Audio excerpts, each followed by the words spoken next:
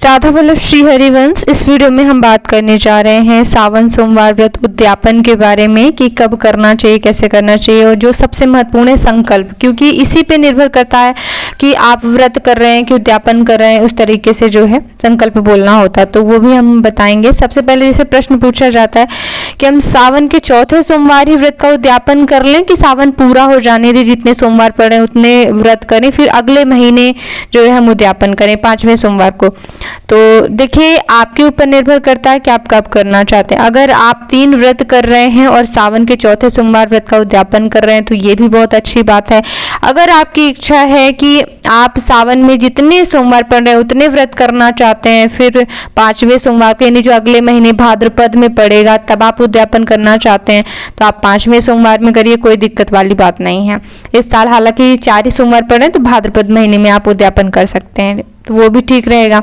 ठीक है, तो जिस तरीके से भी आपको करना है, बस संकल्प का थोड़ा सा ध्यान रखना होता है, ज़रूरी होता है। ये क्या करना है, जब भी आप पूजा करने बैठेंगे सावन सोमवार व्रत उद्यापन की पूजा की तैयारी के पहले जैसे कि आचमन करना होता है तो शुद्ध हो जाना है। फिर क्या करना है, हाथ में जल लेकर के संकल्प में ये बोलना है कि मैंने जो सावन सोमवार के व्रत किए हैं उनकी पूर्णता के लिए सावन सोमवार व्रत उद्यापन करने का संकल्प लेती हूँ, ऐसा आप बोलिएगा। ठीक है, चाहे आप भादों के महीने में करें, चाहे आप सावन में करें, 30 चौथे में करें, 5वें, कोई दिक्कत नहीं।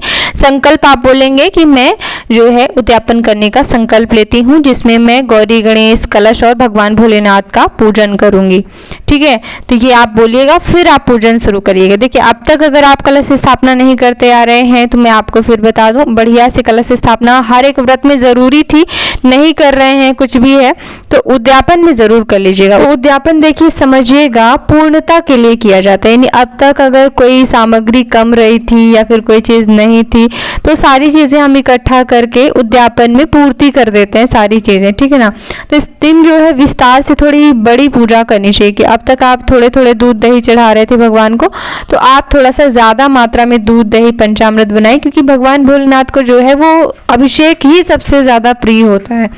तो ज़्यादा से ज़्यादा जो है आप भगवान भोलेनाथ का अभिषेक करें। और उद्यापन में विशेष होता है दान दक्षिणा। ठीक है, लेकिन दान दक्षिणा भंडारा अन्नदान सभी के लिए संभव नहीं हो पाता है। जैसे कि हमें कई कमेंट आते हैं छोटी बहनों के कि हम हॉस्टल में रह रहे हैं या फिर किराए के घर पे या फिर सामर्थ्य बजट नहीं है, तो छोटे तौर पे हम कैसे जो है दान दक्षिणा कर सकते हैं। मैं आपको बताना चाहती हूँ, अगर आपके पास केवल 2 रोटी का आटा भी है ना तो उससे भी आप भंडारा कर सकते हैं। जी हाँ, भंडारे का पुण्य आपको प्राप्त हो सकता है। करना क्या है, बस आटा लगा लेना है और आप किसी भी तालाब कुआं में चले जाइए, नदी में, और उस आटे की गोली बहुत छोटी छोटी बना करके आप नदी में डालिए। ठीक है ना, पानी में डालिए, देखेंगे आप कि इतनी मछलियां आएंगी, आपको देख के इतनी प्रसन्नता होगी।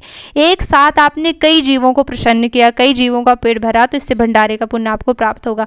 या फिर आप चूरमा बनाइए, चूरमा में शक्कर गुड़ होता ही है, और आप ऐसे स्थान पर डालिए जहाँ पे बहुत सारी चींटियाँ आती हैं, पेड़ों के आसपास चींटियाँ रहती हैं, और किनारे किनारे दीवार वगैरह पे आप डाल दीजिए। कुछ अनाज चावल वगैरह आपको चिड़ियों के लिए ज़रूर डालना चाहिए, और घर के बाहर नंदी महाराज गाय को ढूंढ ढूंढ कर खिलाना चाहिए। और घर के बाहर जो है छोटे छोटे बच्चे होते हैं, बालकों को आप खिला सकते हैं, और अगर बढ़ाना चाहते हैं सामर्थ्य है तो आप कन्या खिला सकते हैं। ठीक है, कुछ नहीं हो रहा है, नहीं मिल रही कन्या या कुछ भी है तो आप चूरमा बनाइए, किसी भी मंदिर में चले जाइए, वहाँ पे चूरमा बांट के आइए, खीर बांट के आइए, या फिर पूड़ी हलवा वगैरह आप बांट के आइए। लेकिन अन्नदान या फिर इस प्रकार से जीवों को प्रसन्न करना बड़ा ज़रूरी होता है, भंडारा करना उद्यापन में तो ज़रूर। ये नहीं है कि अब हमारे लिए तो पैसे हैं लेकिन भगवान के नाम के लिए जो है पैसे नहीं है, तो फिर भगवान भी उनके साथ वैसा ही व्यवहार करता है। इसलिए अगर आपके पास व्यवस्था हो तो ज़रूर ज़्यादा से ज़्यादा लोगों को अन्नदान करने का प्रयास करना चाहिए। ठीक है, और बड़े विस्तार से अगर बताना चाहूँ कि विधि विधान क्या है, तो सफ़ेद चीज़ें दान करने का बहुत महत्व होता है। आप जो है जैसे सफ़ेद चीज़ों में सफ़ेद वस्त्र, जिसमें कि अगर साड़ी या फिर बड़े कपड़े अगर आप दान करना चाहें तो ठीक ही बात है। ब्राह्मण और ब्राह्मणी को शिव पार्वती का स्वरूप जान करके जो है आपको जो भी चीज़ें आप दान कर रहे हैं, तो चाहे एक रुमाल ही क्यों ना हो, अगर नहीं हो पा रहा है तो, और माता पार्वती के लिए कोई भी लाल या फिर पीला जो है ब्लाउज पीस हो या फिर रुमाल हो या कोई भी है ना, या साड़ी वगैरह भी दान कर सकते हैं। लेकिन हाँ, चूड़ी बिंदी सिंदूर आलता सभी को दान करना ही है। ये हम गौरी माता को चढ़ा रहे हैं, गौरी माता के लिए दान करें, तो ये मत पूछिएगा कि मैं कुंवारी हूँ तो चूड़ी बिंदी दान करूँ या नहीं। आप गौरी माता को चढ़ाइए, फिर जो है आपको दान करना है, ताकि आपको अच्छा पति मिले या सौभाग्य बढ़े। ठीक है, साथ ही साथ जो है सूखा अनाज पूरा दान करना है। जैसे कि मैंने कहा कि ब्राह्मण ब्राह्मणी को शिव पार्वती का स्वरूप जानकर, तो उनको भोजन के लिए जैसे चावल, दाल, आटा, उसमें पूरा मसाला, हल्दी, नमक सारा कुछ होना चाहिए। साथ ही साथ कुछ मीठे के लिए, और तेल घी जो भी आप रसोई में यूज़ करते हो, जितना लगेगा उस भोजन में उतना आप रख करके सीधा उसको बोलते हैं, तो वो सूखा अनाज बना करके, अगर ब्राह्मण घर पे नहीं आ रहे हैं तो आप मंदिर में जा करके उनको दान करके आएँ। तो इतना तो ज़रूरी ही होता है। बात आती है उद्यापन की पूजा किस समय करनी है। कोई दिक्कत नहीं है, आप सुबह भी जो है उद्यापन की पूजा कर सकते हैं, या फिर आप प्रदोष काल में भी उद्यापन कर सकते हैं। ठीक है, प्रदोष काल भगवान भोलेनाथ का ज़्यादा प्रिय समय होता है, तो उस समय अगर करते हैं तो और भी ज़्यादा सोने पर सुहागा। बाकी सुबह अगर समय मिल रहा है तब भी आप कर सकते हैं। एक और प्रश्न कि उद्यापन की पूजा के बाद फिर भोजन करें या ना करें।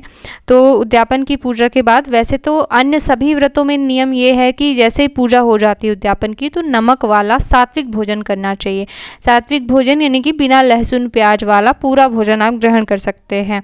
तो आपकी जैसी इच्छा, क्योंकि इसमें अनाज ही खाया जाता है, तो जो है अगर आप मतलब पूरा भोजन करना चाहते हैं तो वो भी कर सकते हैं, और अगर व्रत वाला ही भोजन करना चाहते हैं तो वो भी कर सकते हैं। दोनों ही स्थितियों में जो है आपका व्रत पूरा माना जाएगा। ठीक है, क्योंकि इसमें अनाज ही खाया जाता है। वैसे ही भी जो लोग फल से व्रत कर रहे हैं तो वो चाहें तो अनाज जो है उद्यापन में पूजा करने के बाद खा सकते हैं। उद्यापन में हवन का भी बहुत ज़्यादा महत्व होता है, तो अगर पति पत्नी साथ बैठकर हवन कर सकें तो ज़रूर करना चाहिए। फिर आप हवन सामग्री से करें, लेकिन अगर आप अकेले कर रहे हैं तो फिर आप हवन सामग्री से नहीं, बल्कि जो है घी गुड़, जिसको खाड़ बोलते हैं, और घी मिला करके उससे आप आहुतियाँ दें सामान्य रूप से। ठीक है, क्योंकि अकेले वैसे हवन करने का नियम नहीं है ग्रंथों के अनुसार, चाहे आदमी हो या महिला हो। ठीक है, तो फिर आप जो है खीर बना करके, क्योंकि भगवान भोलेनाथ को खीर का नैवेद्य भी अति प्रिय होता है, चूरमा अति प्रिय होता है। ठीक है, तो खीर से भी जो है आप आहुतियाँ दे सकते हैं। थोड़ा घी गुड़ से और थोड़ा जो है खीर से आप आहुतियाँ ज़रूर दीजिए, अपने जो है व्रत की संपूर्णता कीजिए। क्योंकि कहते हैं कि भगवान अग्नि और ब्राह्मण के मुख से जो है, जो आप भोग अर्पित करते हैं वो ग्रहण करते हैं, इसलिए जो है थोड़ा सा अग्नि प्रज्वलित करके और हवन ज़रूर करना चाहिए। और जैसे कि हर एक व्रत की विधि में बताती हूँ, तो इसमें भी कि जब भी आपकी पूरी पूजा हो जाती है उद्यापन की, तो थोड़ा सा नाम संकीर्तन ज़रूर कर लीजिएगा। नाम संकीर्तन मतलब गौरी शंकर सीताराम, गौरी शंकर सीताराम, ऐसा जो है आपको गाना है। घंटी घड़ियाल बजाते हुए किसी भी धुन में आप गौरी शंकर सीताराम गाइए। इससे आपके व्रत उद्यापन में जो भी गलतियाँ हो गई होंगी, त्रुटियाँ हो गई होंगी, या कोई भी कथा पाठ करते समय जबान लटपटाएंगे, हर एक गलती की भरपाई हो जाती है। कोई सामग्री कम रही है, नहीं चढ़ा पा रहे, सारी भरपाई हो जाती है, आपका व्रत सफल होता है। ठीक है, तो नाम संकीर्तन जितना ज़्यादा हो सके उतना ज़्यादा प्रभावशाली आपका व्रत रहेगा। तो चाहे आधा घंटा करें, 15 मिनट करें, समय के अनुसार नाम संकीर्तन ज़रूर करिए। और ना केवल के उद्यापन की पूजा में, बल्कि हर एक दिन कहती हूँ कि झाड़ू पोछा बर्तन करते समय सभी महिलाएं या फिर मतलब भाई लोग भी कोई भी काम करते हैं, क्योंकि नाम जप में कोई नियम नहीं होता है। हर समय नाम जप करके जो है आप अपने जीवन को सुखी बना सकते हैं। यही सारे, देखिए कोई हम दिमाग में सोचते रहते हैं टेंशन, उससे तो कोई मतलब हमको सॉल्यूशन नहीं मिलता है। कोई भी समस्या है तो उससे समाधान नहीं होगा हमारे सोचने से, लेकिन अगर हम उसी को बदल करके मुंह चलाने लगें, राम राम राधा राधा जपने लगें, तो उससे जो है हमारा समय भी सुधर सकता है। ठीक है ना, सभी प्रकार से जीवन सुखी हो सकता है। तो इसलिए नाम जप को अपने जीवन में ज़रूर शामिल करें, और मेरी प्रसन्नता के लिए भी कमेंट में राधे राधे ज़रूर लिखें। एक बार चैनल पे ज़रूर आएँ, बेल आइकन पर प्रेस कर लें, ताकि जब भी मैं कोई अच्छा वीडियो डालूँ आपके पास नोटिफिकेशन सबसे पहले पहुँचे। राधे राधे।